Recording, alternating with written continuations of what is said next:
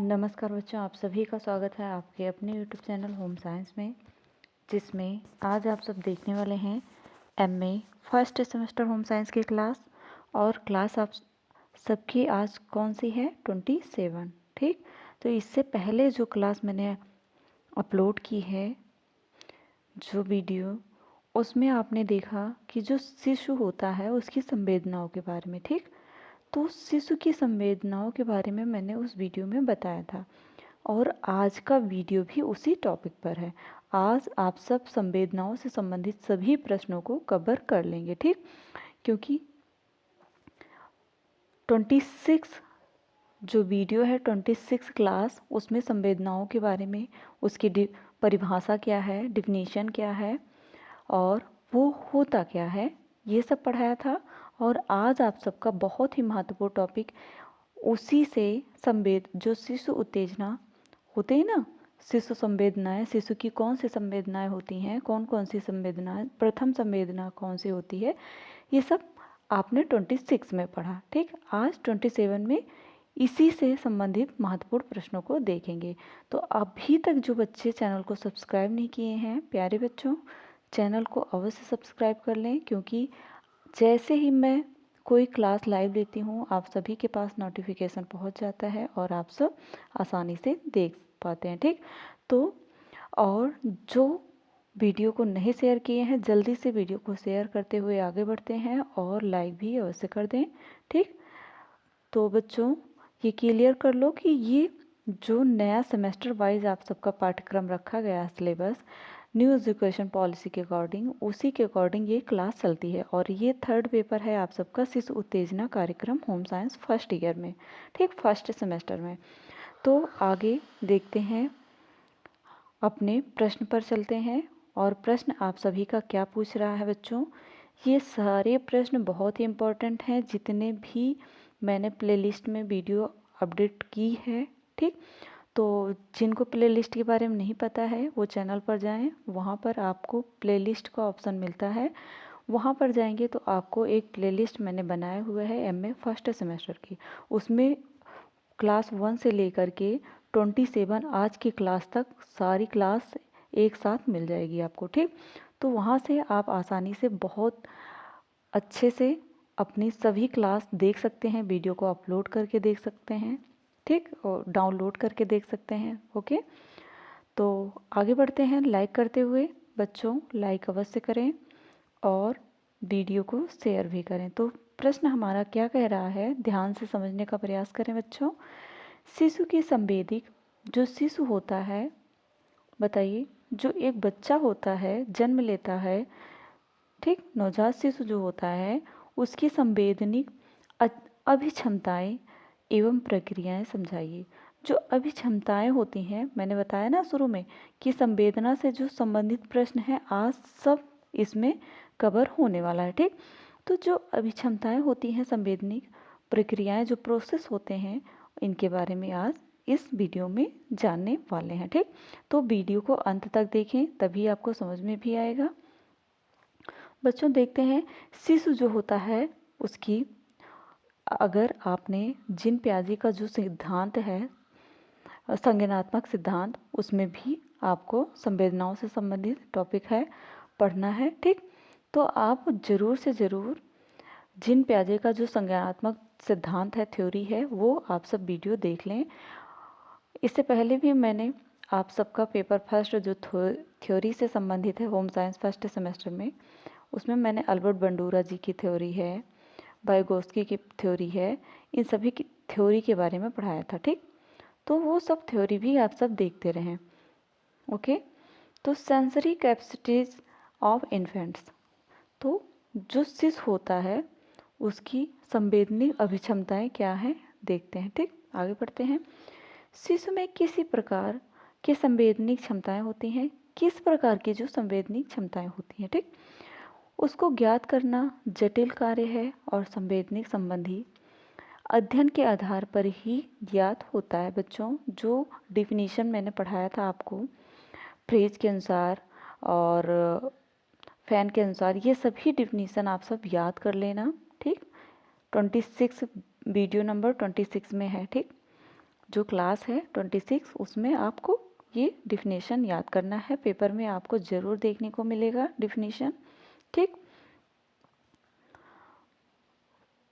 तो अध्ययन के आधार पर ज्ञात होता है कि शिशु में कौन से संवेदनिक क्षमताएं निहित होती हैं। प्रयोगों के द्वारा ज्ञात हुआ है कि शिशुओं की संवेदनशीलता का पता उनके ज्ञानेंद्रियों के उत्तेजित किए जाने पर उनके द्वारा की गई शारीरिक प्रतिक्रियाओं के आधार पर लगाया जा सकता है। जो उनकी ज्ञानेंद्रियां होती हैं, आपने पढ़ा होगा, बचपन से पढ़ते आ रहे हैं, आपकी कितनी ज्ञानेंद्रियां होती हैं? 5 होती हैं, ठीक। तो इन्हीं 5 ज्ञानेंद्रियों में से आप सब मुझे कमेंट में ज़रूर कमेंट करें। आप जिन जिन बच्चों को ज्ञानेंद्रियों के बारे में पता है वो कमेंट में मुझे बताएं 5 ज्ञानेंद्रियां वो कौन कौन सी हैं, ठीक। तो आगे देखते हैं। प्रतिक्रियाओं के आधार पर लगाया जा सकता है, ठीक। मनोवैज्ञानिकों द्वारा इस बात का पता लगाया गया है कि शिशु की ज्ञानेंद्रियां जो सेंस ऑर्गन्स होते हैं वो जन्म से या इसके थोड़ी देर बाद ही कार्यशील हो जाते हैं। कार्यशील अर्थात वो जो प्रोसेस होता है वो स्टार्ट हो जाता है, परंतु अचानक किसी संवेदनिक उत्तेजना के प्रति शिशुओं द्वारा की गई प्रतिक्रिया वयस्क के समान न होकर कुछ भिन्न होती है। अर्थात शिशु जो होता है अन्य प्रकार की उत्तेजनाओं की अपेक्षा स्पर्श उत्तेजना के प्रति सबसे अधिक प्रतिक्रिया होती है वो करता है। जो जो उत्तेजना या कहो संवेदना कहो, जो स्पर्श की भाषा होती है वो शिशु बहुत जल्दी सीखता है। क्योंकि वो अगर आपने देखा होगा, साधारण भाषा में समझने का प्रयास करें, क्योंकि जब बच्चे जो शिशु होता है उसे क्या पता, स्पर्श की भाषा उसे पता होती है ना, तभी तो माँ की गोद में जाते ही वो माँ के स्पर्श से वो शांत हो जाता है, इससे पहले रोता रहता है, ठीक। तो यही है जो बच्चों में स्पर्श की भाषा सबसे पहले होती है, ठीक। उसके बाद देखते हैं क्या है। शिशुओं में पाई जाने वाली विभिन्न संवेदनिक क्षमताओं का व्याख्या निम्नोक्त की गई है। जो संवेदनिक क्षमताएं हैं इन सभी क्षमताओं के बारे में अब हम लोग डिटेल में जानेंगे, ठीक। तो फर्स्ट आता है दृष्टि संवेदना। जो दृष्टि संवेदना होता है अर्थात जो आँखों से देख करके जो संवेदना विजुअल सेंसेशन होता है वो क्या है। देखिए, इरविन वाइस एवं रेडफील्ड ने अपने अध्ययनों के द्वारा ज्ञात किया कि शिशु अथवा छोटे बच्चों को प्रकाश द्वारा उत्तेजित करने पर उनमें सामूहिक क्रियाओं एवं रोने की क्रियाओं में कमी पाई गई है, ठीक। जो छोटे बच्चे होते हैं, शिशु जो होते हैं, नवजात शिशु होते हैं, उनमें क्या देखा जाता है बच्चों कि जो प्रकाश, आप सबको पता है लाइट जो होती है, प्रकाश होता है, उसके प्रति बच्चे अपनी क्रियाएं करते हैं, जिसके कारण भी पता चलता है उनकी आँखों के बारे में। जैसे तेज लाइट पड़ती है वो आंखें बंद कर लेते हैं, है ना। इससे स्पष्ट है कि शिशु में दृष्टि संवेदनशीलता जन्म से ही होती है, ठीक। जन्म के तुरंत बाद से ये दृष्टि संवेदनशीलता बच्चों में पाई जाती है, ठीक। नेक्स्ट आता है आपका, आगे देखते हैं। सॉरी बच्चों, यहाँ ये मिस्टेक है, यहाँ पे 2 होना चाहिए था। 1 मिनट।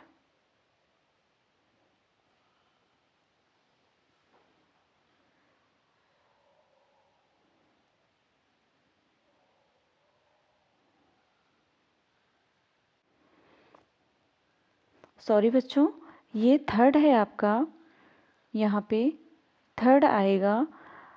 दृष्टि संवेदना के बाद सेकंड आता है आपका ध्वनि संवेदना, ठीक। कौन सी संवेदना? ध्वनि संवेदना। इसमें कट गया है, फिगर में नहीं आया है, नोट कर लेना। इसके बाद ध्वनि संवेदना आएगा। और ध्वनि संवेदना में क्या होता है, जो बच्चा होता है वो ध्वनि के प्रति अपनी क्रिया करता है, वो उत्तेजित होता है। जैसे मैंने इससे पहले 26 वाले वीडियो में बताया था कि ध्वनि संवेदना जो होती है वो 3 होती हैं। एक तीव्र ध्वनि संवेदना होती है, एक मध्यम होती है, एक मंद होती है। जिसके कारण बच्चा जो शिशु होता है, शिशु सबसे अधिक तीव्र जो ध्वनि होती है उस पर एक्टिव होता है ना। जैसे ही अगर उसे तेज ध्वनि सुनाई पड़ती है तो बच्चा रोने लगेगा, है ना, वो रोने लगता है। और मंद ध्वनि अगर आप ही को मंद ध्वनि अगर हो रही है तो आप उस पर फोकस नहीं करोगे, क्योंकि वो आपको ठीक से सुना ही नहीं पड़ रहा है। अगर तेज आवाज़ आई तो आप कान को बंद कर लेंगे, है ना, क्योंकि इससे बहुत फास्टली तीव्रता के साथ आपके ऊपर ये असर कर रहा है। ठीक, तो आई होप आपने ध्वनि संवेदना के बारे में समझा। और यहाँ पे देख लेते हैं, वहाँ पे तो कट चुका है पर ये भी उसी से संबंधित है, ध्वनि संवेदना से। ठीक, हेडिंग डाल के, करने वाली उत्तेजनाओं में एकाएक जोरों की आवाज़ आती है, आलाप साउंड, लोड वॉइस। ठीक, सडन लोड वॉइस, तो जब तेजी से एकाएक आवाज़ आती है, तीक्ष्ण ध्वनि, उसे हम इंटेंस वॉइस आदि भी मुख्य होती हैं। ठीक, इन सब प्रयोगों के आधार पर कुछ निष्कर्ष निम्नवत स्पष्ट किए जा सकते हैं कि उत्तेजना के अत्यधिक तीव्र होने पर जन्म के समय भी शिशु में सुनने की क्रिया पाई जाती है। ठीक, जन्म के प्रथम 11 दिनों के अंदर ध्वनि कुशलता, तीव्रता, जिसे हम क्या बोलते हैं, ऑडिटरी एक्टिव कहते हैं ना, में अत्यंत प्रगति होती है। और ध्वनि उत्तेजना के कम या ज़्यादा होने पर शिशु की प्रतिक्रिया में कमी या वृद्धि हो जाती है। ठीक, उसके बाद आता है त्वक संवेदना। क्या है ये त्वक संवेदना? ये बहुत इंपॉर्टेंट है, इससे प्रश्न जरूर बनेगा त्वक संवेदना से, क्योंकि इसे स्किन और कॉन्टिन्यूअस सेंसिटिविटीज कहते हैं। ठीक, ये शिशुओं में जन्म से या जन्म के कुछ देर पश्चात स्पर्श, दबाव, ताप, पीड़ा इत्यादि संवेदनाएं होती हैं। ये इसके अंतर्गत ये इतनी पीड़ाएं, इतनी जो संवेदनाएं हैं आती हैं। ठीक, स्पर्श के बारे में जान लेते हैं। स्पर्श के बारे में फर्स्ट है आपका स्पर्श संवेदना। ठीक, स्पर्श संवेदना में स्पर्श संवेदनशीलता शरीर के सभी अंगों में जन्म के समय से ही बनी हो रहती है, परंतु शरीर के कुछ अंग दूसरे अंगों की अपेक्षा अधिक संवेदनशील रहते हैं, जैसे कि होठ है आपका। ठीक, ये हमेशा एक्टिव, जब जब बोलेंगे वो क्रिया करता रहता है। ठीक, धड़ है, जांघ है, अग्रबाहु की त्वचा में अपेक्षाकृत निम्न संवेदनशील क्रियाएं और जो संवेदनशीलता होती है वो पाई जाती है। ठीक, नेक्स्ट आता है ताप प्रतिक्रिया। ये कौन सी प्रतिक्रिया है? ताप प्रतिक्रिया।